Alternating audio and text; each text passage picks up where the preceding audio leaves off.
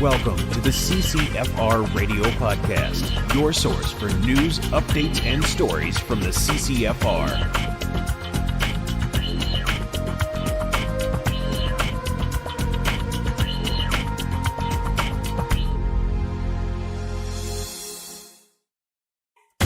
Hey everybody, welcome to episode 90 of the CCFR Radio Podcast. I'm your host, Rod Taka. Thanks for joining me again. Today on the podcast, I'm going to bring on Tracey Wilson as usual. We'll bring her on to do the big CCFR update. She's got a lot of stuff to talk about today. Me, not so much, so I'll just talk about a couple of things real quick, and then we'll move on and get Wilson on. But first, I want to thank our sponsors. First of all, Vortex, the power of optics. I want to thank everyone over at Vortex Canada for continuing to support the podcast. We truly appreciate it. Couldn't do without it. And our newest sponsor, which is the Safari Club International chapter in Sask Rivers, Saskatchewan Rivers. So thanks, Sask Rivers SCI, for making a generous donation to the CCFR and for sponsoring the podcast long term. We really appreciate it. If you want to check out all the great work that they do over at the Sask Rivers chapter of SCI, go to their website at saskriverssci.com. That's saskriverssci.com. All right. So what have we got today? So I've just got a couple of things to talk about real quick. One of them is finally episode 7 of Gun Ban Canada Exposed is going to come out. I think it's going to air in the next maybe week and a half, 2 weeks. There was a delay on the Wild TV side. There's plenty of delay on my side as usual, actually. I'm going to get that reputation as being hard to work with only because the scripts are very intricate, right? And again, as I've said before, I have to do it all myself just because it's such highly specialized content, right? So anyway, I might have mentioned this before, but episode 7 is a 1-hour episode. So it's 44 minutes of content. And so it's like writing 2 episodes, and I've been struggling with it because I want it to be perfect. It'll never be perfect, but that's what I'm going for. But 2 blocks. So I'll explain this first. A block is, let's say the show opens, then you have content, and then you have commercial. Well, that space in between, that's a block, right? So typically the way that we do our shows, there's 4 blocks in a half-hour show. And they're roughly 4.5 minutes to 5.5 minutes, right? Well, this is a 1-hour show, so there's 7 blocks, and we can do a little bit longer. We can do 6.5 minute blocks if we want to. Maybe 7.5 minutes. So anyway, I dedicated 2 blocks. Like the majority of the show is a review and additional information on all the topics that we covered. And 2 blocks I dedicated to a topic that we didn't cover in the main series, which was multiple victim public shootings.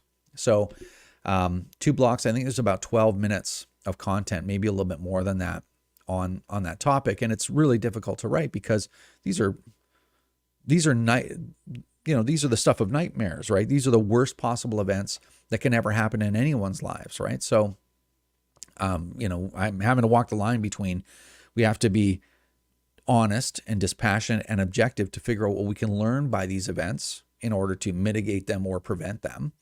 And at the same time, I have to be sensitive to the people who have gone through those things because they're horrible and no one would ever want to go through something like that. So that has to be observed when we're talking about these things as well, right? But again, the most important thing now afterwards is what can we learn by these events and how can we prevent them from happening? So check that out. There's a lot of research and there's a lot of eye-opening information in those 2 blocks. I think I don't want to go on and on about it, but it's all of this has been a very interesting experience for me, and primarily because you never see in-depth analysis in the mainstream media of what really happened, in these events. What can you learn by them? How do they differ from other similar events? Stuff like that, right?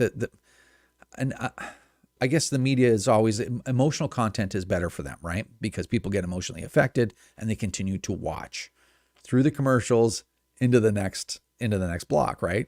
And I guess that's the goal most times. So we really dig into stuff. So it's really interesting. Don't miss it. And don't forget, watch it. If you're interested in that stuff, watch it twice so that you understand the fundamentals, so that you can communicate that to other people, and make sure that you share these episodes because that's why we made them. All right. So that's coming out in the next week and a half to 2 weeks, something like that. So it's been a long wait. There's a long gap, but it's going to get done. The other thing is Bill Blair's latest comments. So it's been a few weeks since we did a podcast because we're actually really busy, and I can't talk too much about the projects that we have coming out other than we got a lot of big things coming out yet again. So anyway, I can only allude to those things.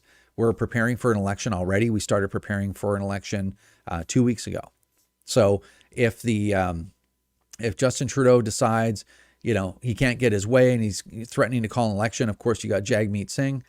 He's always there to back up Trudeau. It's like, well, I don't want to give him what he wants. Like, you're giving him everything he wants, right? It's funny because the NDP, there's only one reason they don't want elections, because they're broke, right? And so they're not prepared for an election, and they'll actually lose seats, even from the seats they lost in the last election. And again, that's just my opinion, but and so as a result, Singh's going to give Trudeau everything he wants. He's going to basically, between those two guys, they have a majority government, right? And then throw in the bloc. When it comes to gun control, the bloc vote for gun control all the time. So if you're in Quebec, don't forget that, right? So and they don't care about the details, the data, the truth behind it. They're just doing it for political purposes. So anyway, Quebec-based voters, don't forget that next election. So anyway, we started preparing for the next election a few weeks ago. We've got a really, really ambitious project. It's the biggest initiative that any gun group has ever. I'm sure you guys are tired of hearing me say that, because I'm tired of saying it. But it is. It's like we dreamed this thing up a few weeks ago, and it's huge. I mean, it could seriously impact the election. Everybody likes to say they're impacting the election, but at the end of the day, it's like, well, what have you done? And how could you measure it? What did you do? And there's never an answer to that, right? But we're very results based here.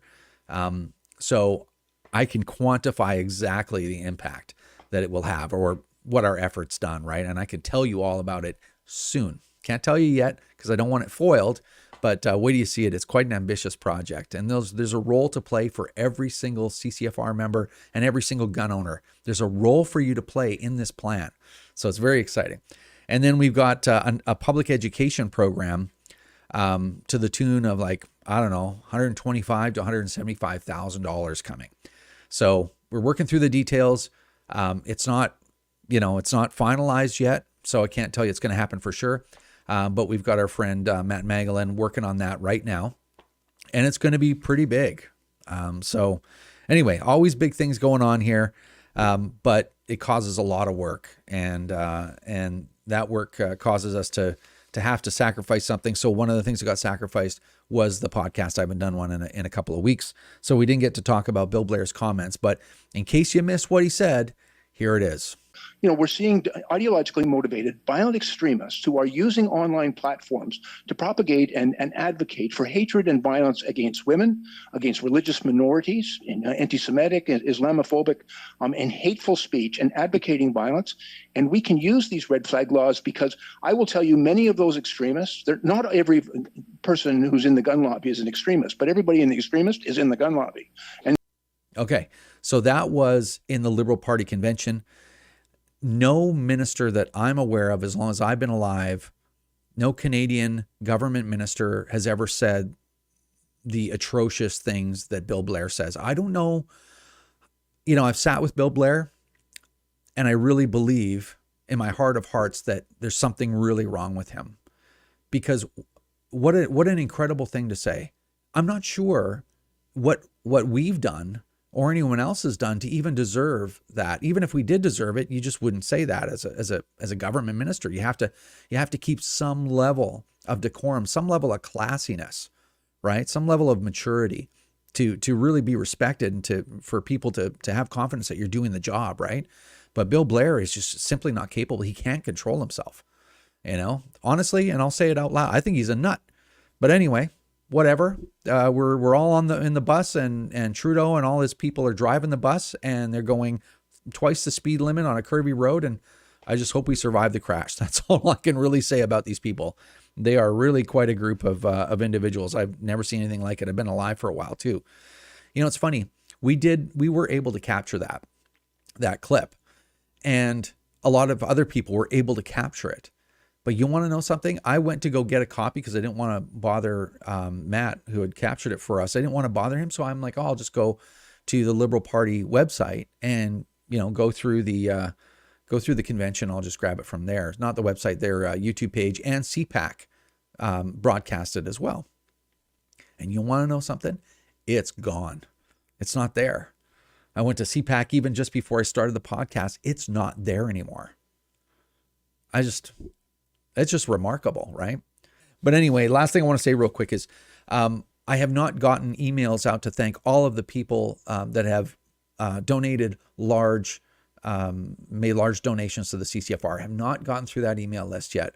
And I did the first round. I think it was somewhere between now and the gun ban back then.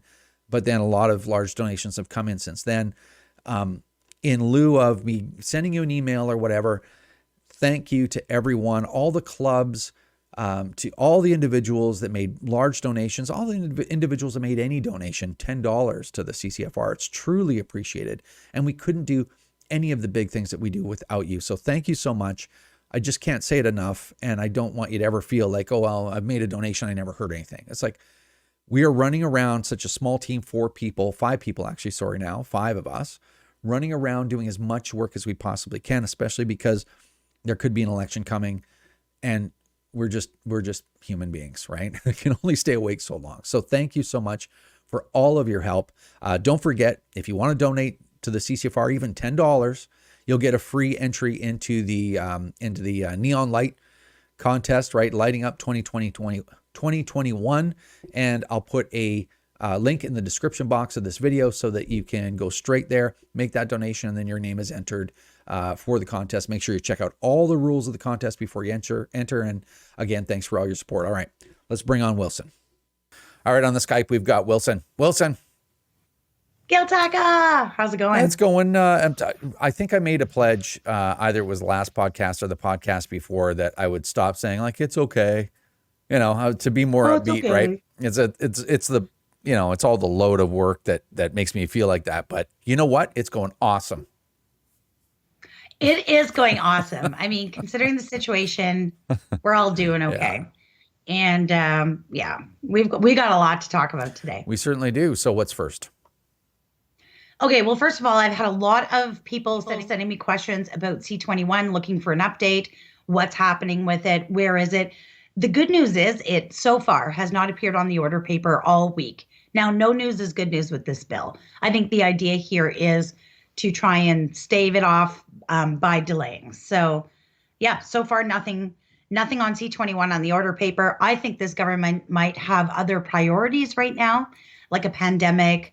They're embroiled in Canadian Armed Forces sex scandals. And of course, Justin Trudeau has his ever important upcoming celebrity concert appearance with Jennifer Lopez. So lots going on.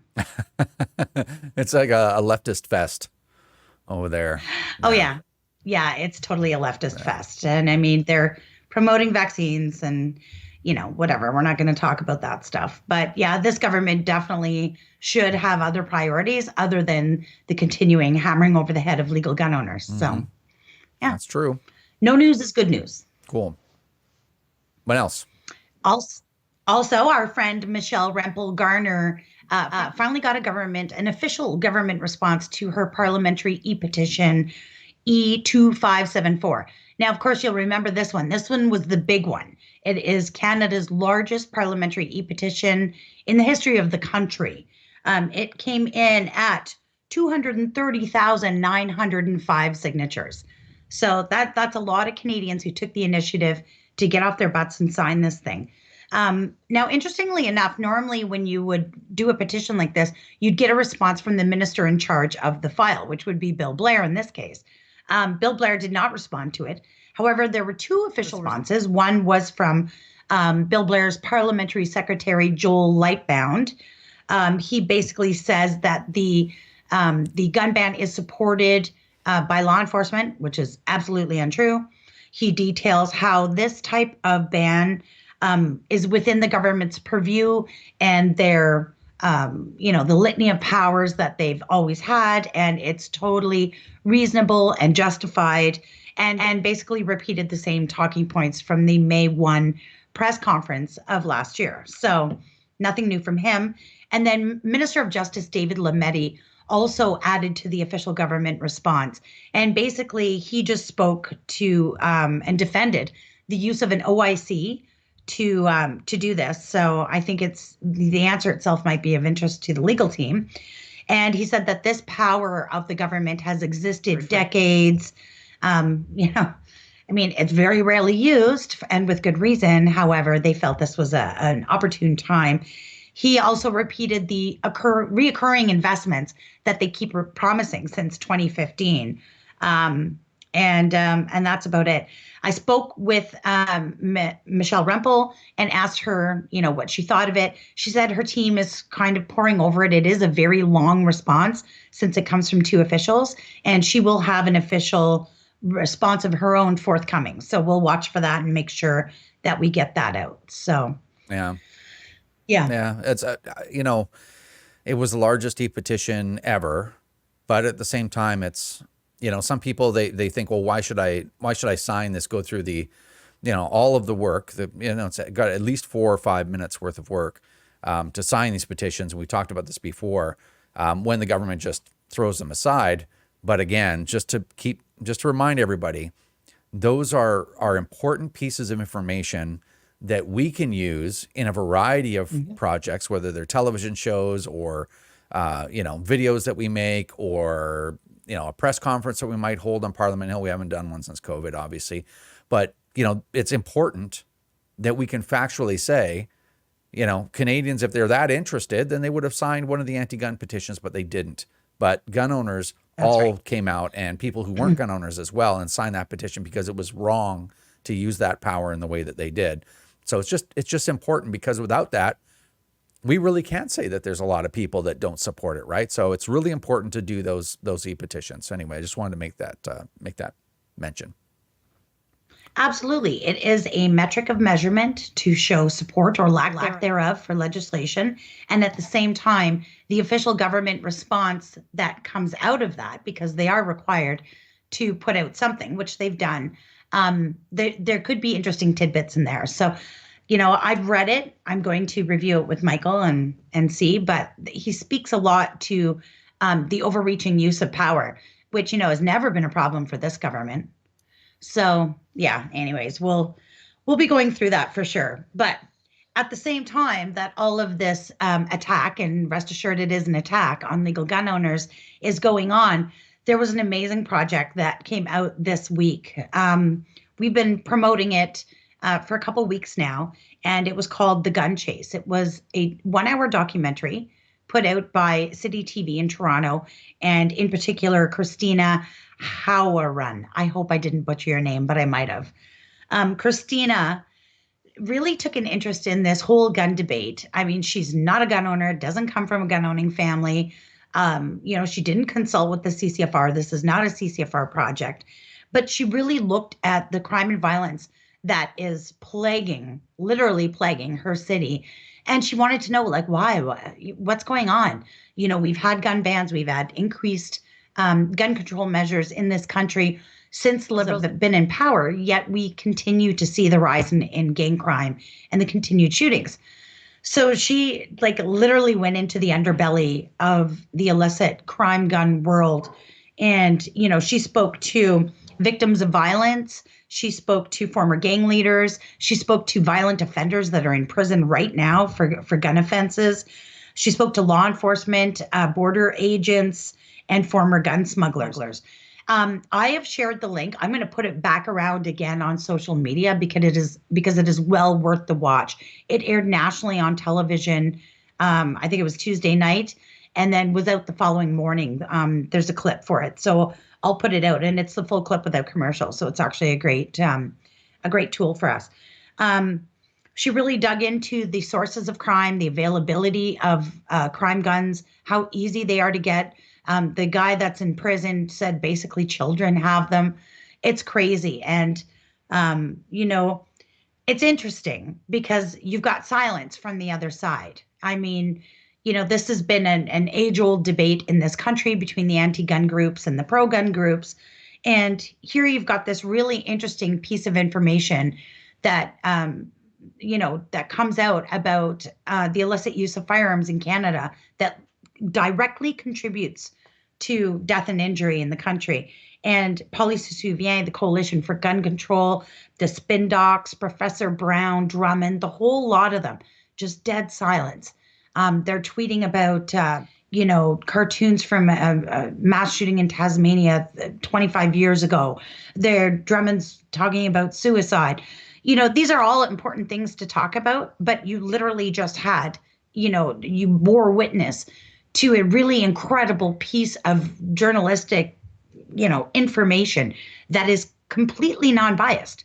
Christina's not a part of the CCFR. She's not a part of the anti-gun lobbies. She's in the middle. She's just wanting to know what the heck is going on in her city, right? And just not a word. Mum's the word over there. So I think that silence actually speaks volumes and sort of answers the question about why we are in such a heated debate with them. And that's because we don't have the same goals. We want to see a reduction in crime and violence across the country, and they want to see a reduction in gun ownership. And I've said that a few times lately, but it's never been more apparent than it is now. And today, actually, interestingly enough, on Twitter, Evelyn Fox, she goes under the Twitter handle of @CZV416, which is Communities for Zero Violence. And she's got some back and forth in there with Blake Brown and a couple of the other ones. And it's almost frustrating to read. I mean, of course, I'm cheering for Evelyn, and at the end of the day, she doesn't support gun bans. But when you think about it, objectively, step back for a minute.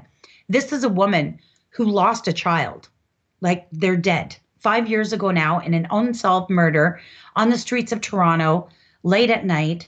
And she's lost a child. He was a father to 4 children. Her entire life came crumbling down around her. And here she is saying, hey, on Twitter, battling these anti-gunners, saying, hey, you people are speaking from a place of privilege, and the measures you're asking for have no impact whatsoever on the marginalized or disadvantaged communities that live every day with the violence that we see. And I just think, I don't know how, I think I'm a brave girl sometimes, but then I look at somebody like Evelyn and I'm just sort of in awe, because it would be really easy and probably very satisfying for her just to hate guns, right? She lost a child on the wrong end of one. So I don't know. I just think this is coming to a boiling point, and this conversation is finally starting to get, someone's kicking the blinders off the windows here, and some light is being shed on the real problems. I know I sat in tears after the episode aired on TV. I sat in tears and I was talking to her online and I told her, I said, I'm in tears right now. I can't even imagine. I can sneak upstairs and look at Summer and she's asleep in her bed. And I worry about her and the things she does, but she's there. I can't even fathom what it would be like to lose that. So yeah, she's had her voice silenced by the anti-gun lobbies. And I brought that up with her as well. Because she doesn't support their radical measures. She's been silenced. And Christina said to me, that woman deserves a microphone, like City TV Christina. Yeah. So yeah, that's just a really interesting thing that's happening there. Yeah. So anyways. It's what else is interesting is she has been silent. She's been shut out of the conversation. She gets no more support from the anti-gun zealots, right? And that's how those people are. Like, that's really how they are. You can talk to Marcel Wilson about that. You can talk to a lot of people in the community that are like, you don't care about anything. You don't care about root causes. You don't care about where the guns are actually coming from. You don't care about the people in the communities that are actually suffering like that. A lot of these anti-gunners, it's about guns. That's it. All that to say that, real victims of crime, if they don't go along with the anti-gun agenda, they're silenced. And then when it comes to the doctors, which is another, the hypocrisy is incredible, right? Because they're like, well, you can't disagree with the doctor. Well, until a doctor with more bona fides than Najma shows up at the Toronto Board of Health meeting about this municipal handgun ban crap. And the fix was in the whole time. I don't know if you guys remember that, but Dr. Mazdosi, who responded to the shooting at École Polytechnique, was there trying to talk about his experience and talk about his opinion. And so not only is he a doctor that attended a mass shooting, the biggest one in Canadian history, and he's a gun owner. Like, he actually knows both sides of that story. His bona fides are far more relevant than Najma's, right? So unfortunately, Najma and all her little city councilors, the fix was in. They all just started dogpiling on him about who runs the website to his group and all this other stuff. And Najma sits behind him on camera, if you remember, I made that video, and's laughing at him, like snickering and looking around, like he, guess who's getting set on fire here? Like, just, I don't want to put too fine a point on it, but a lot of these people, they're just bad people. They're just crappy people. Yeah, they are. They don't have the features of normal, reasonable, kind people. They're like a dog with a bone. Somebody gave them a bone or some money or some attention, and they're just running, and it's quite sociopathic. It's pretty bad, but Evelyn deserves a lot more attention and a lot more respect, especially from that crowd. Absolutely. And I know Marcel Wilson from the One by One movement, which we've spoken about on previous podcasts, was also in that. And he really came at it from a real community perspective. I mean, he's a reformed gang leader who now literally works in the streets, like rescuing kids, giving them opportunities, giving them a hand up rather than a handout, and really, saving kids in his own neighborhoods. And the carnage these people have seen on a daily basis is almost like something out of a Hollywood movie. So to just be completely dismissed by, what is usually some really privileged people in really privileged positions who make up these anti-gun lobbies. I think it's about time to shed a little more light on that sort of the disparity, right? So, lots more in that. But if you haven't seen the gun chase, I'll be sure to share it out on our social channels again right after we're done recording today. So spread that around. And I mean, it's a 1 hour documentary. The link does not have commercials, but it's a great opportunity to even sit down with your family members and friends during this crazy pandemic time and just say, hey, let's have an honest look at what was found during this investigative journalism, and let's talk about the real crime and violence in our streets. It was an honest look for once, and a lot of work. Christina did a lot of work there, probably more work than the government did to try to figure out what the hell is actually going on in Toronto. And I will also always point people back to, if you go onto YouTube and you search for Under the Gun, it's a CBC series of documentaries, and there was one for Banff Ledbury. You'll know it when you start watching it, but they actually uncovered the whole truth. People have heard me say that before, but if you haven't, go find that Under the Gun CBC, the Banff Ledbury episode, and you'll see exactly how you stop firearm-related violence. CBC uncovered it, and then they never mentioned it again. Then they were back to the regular script. Oh, right. Yeah. I wonder why. Anyway, next thing. Next thing. Those are my big things. I just wanted to give a sneak peek to everybody watching this. I've got a couple, I don't want to call it a ladies' clothing line, but I've got a couple of new items coming. And I know, speaking from a woman's perspective in the firearms community, I'm sometimes the debate goes, that gun control is a women's issue and, whatever. I mean, there's an aspect of that that's true. However, I also believe firearm rights are women's rights.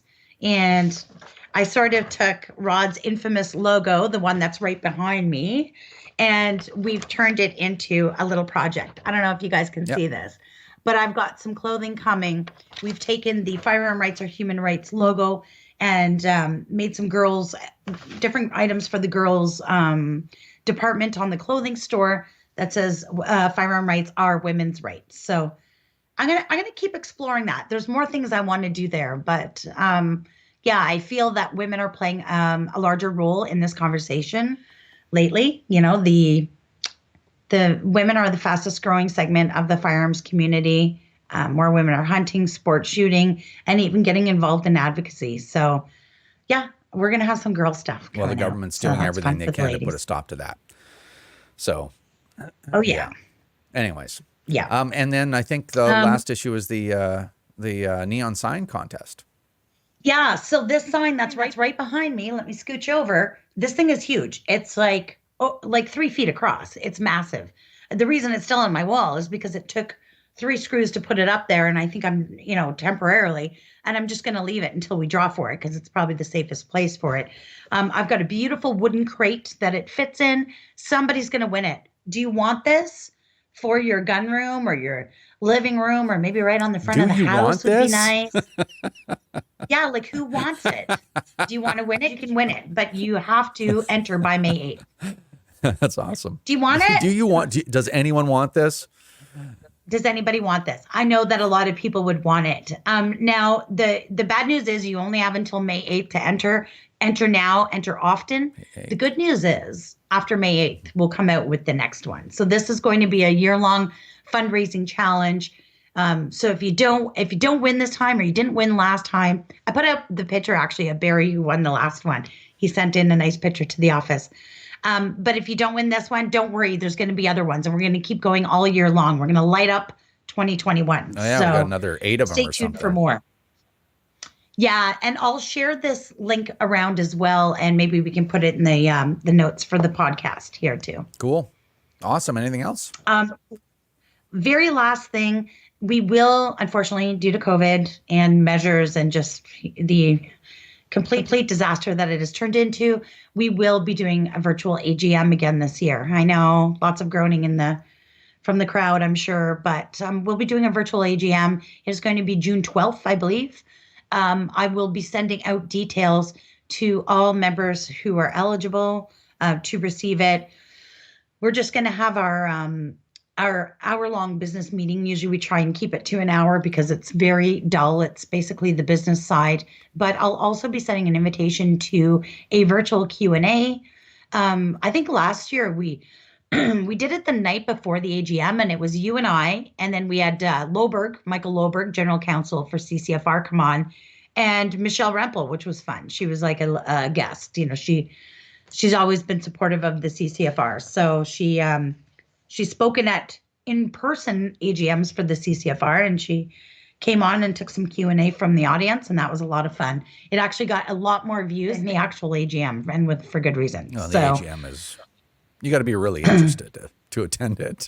Well, yeah, it's updates from different departments, review the financials, legal update. This year we've got quite a bit under the legal update, but all of the information to watch that will be coming out to your inboxes. So make sure that you accept emails from the CCFR. If for some reason we're sneaking up on June 12th and you haven't received your email and you think you may have been skipped, send an email to info@firearmrights.ca and we'll make sure to get a link to you. And that's what I've got for you. Yeah. And so just a couple comments on the virtual AGM.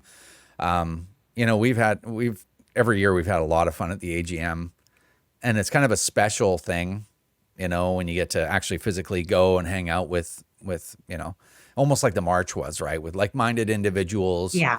It's such an accepting environment, right? But last year we had to do a virtual one. This year we're doing a virtual one. They're not as much fun.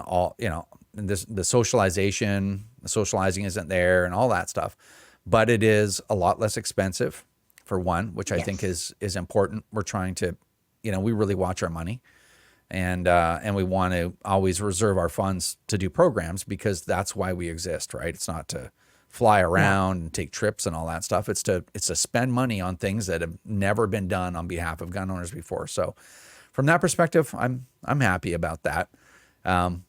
Yeah, you're totally right. It saves a ton of money. And I mean, these are super unfriendly times.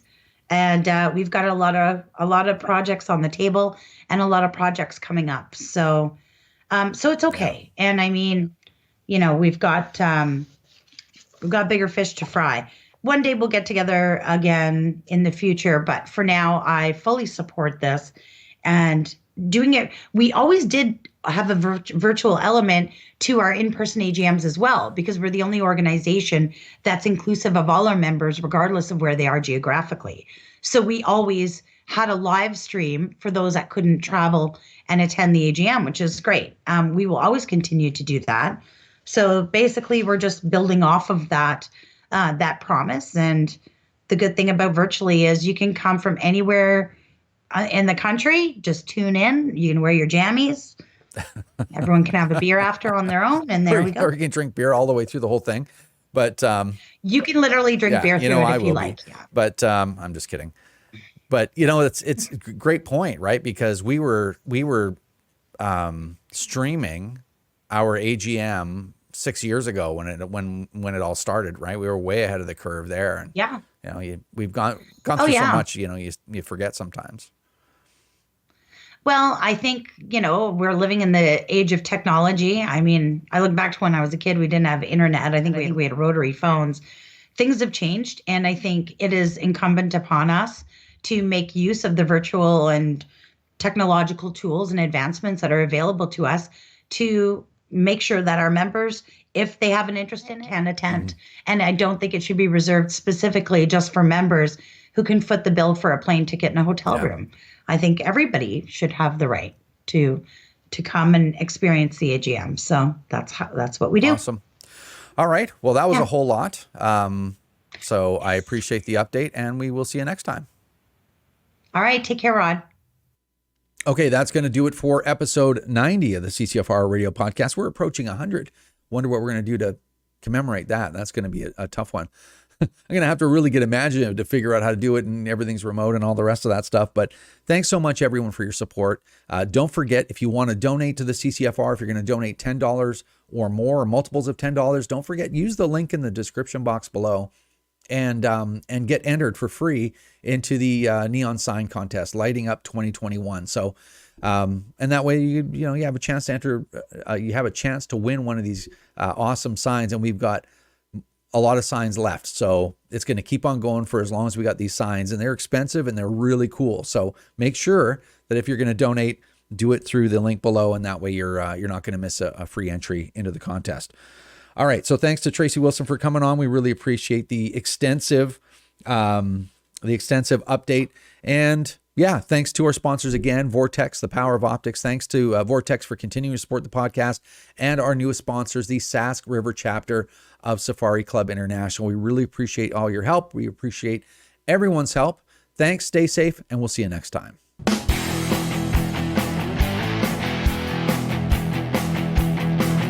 This is another episode of the CCFR Radio Podcast. Remember, if you don't stand up for your own ability to own and use firearms, who will?